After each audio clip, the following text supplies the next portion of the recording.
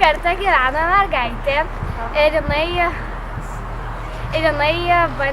valė dėmelę, raudoną dėmelę ant langą buvo, jinai valė. Ir buvo duris atidarytas ir per radiją moteris sako, mergaitė, uždaryk duris. Mergaitė nepakluso ir vėl valė dėmelę, raudoną dėmelę ant stiklo. Tada antrą kartą pasakė, mergaitė, uždaryk duris, juodoji ranka ateina. Mergaitė nepakluso ir vėl valė dėmelę. Ir trečią kartą, mergaitė, uždaryk duris, juodoji ranka jau visai čia. Mergaitė nepakluso ir ją pačiupo juodoji ranka.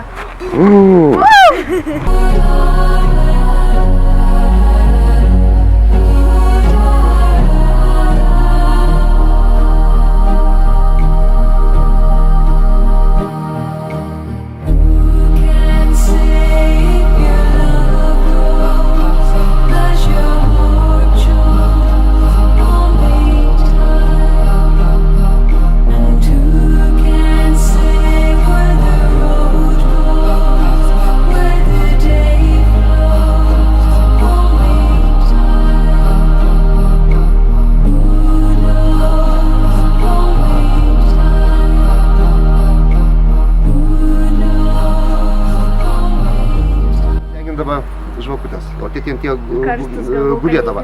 Bet paskui čia jis pradėjo plėšti visaip, ten man kokį brangenybį ieškoti ir jos, manot, užvirino, užkalė, uždarė, taip kai jau ten, reiškia, nieks nebelystų.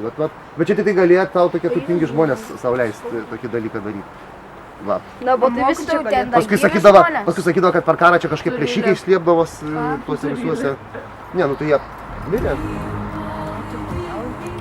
Auksinis berniukas. Yra žmonių, kurie ne. Mokytojų, bet ten irgi sakė stabdyti.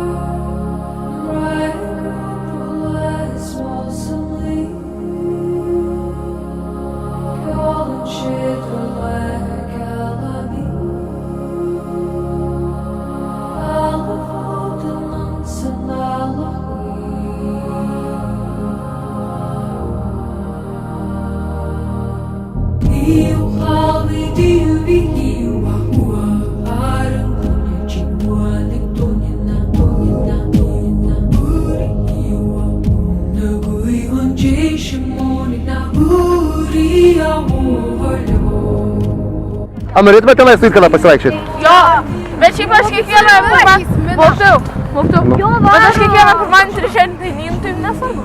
Mokytojau, kodėl čia taip lyja? Nu, taigi pavasaris. Taigi vasara. Dabar vasara. Nu, dar ne visai. Čia mes buvome vieną kartą su Gabrielė ir čia bėga pro mūsų. Kas bėga? Pacas bėga. Čia galėjo būti vandeninė žiurkė. Jo, bet tai bėga ir po to mes žiūrėjom ir tenai nubėga, tenai greit. Nu, greit, aišku. O kas tas pacas? Žiurkė. Tai taip, jinai per vandenį. Yra vandeninė žiurkės, kur vandenį gyvena. Čia pacas. Aha. Tai galėjai pagauti. Nu, žinai, kaip būtų įkandė. Ne, pats įkandė skaudžiai. Skaudžiai? O tai ne, tiesiog pirštą netektų. Tik kad čia gilu. Ne, negilu čia dar. Tik nešakinėkit. Davai tada einam į kitą. O jeigu įlūši, galas. Va čia ateinam visi į šitą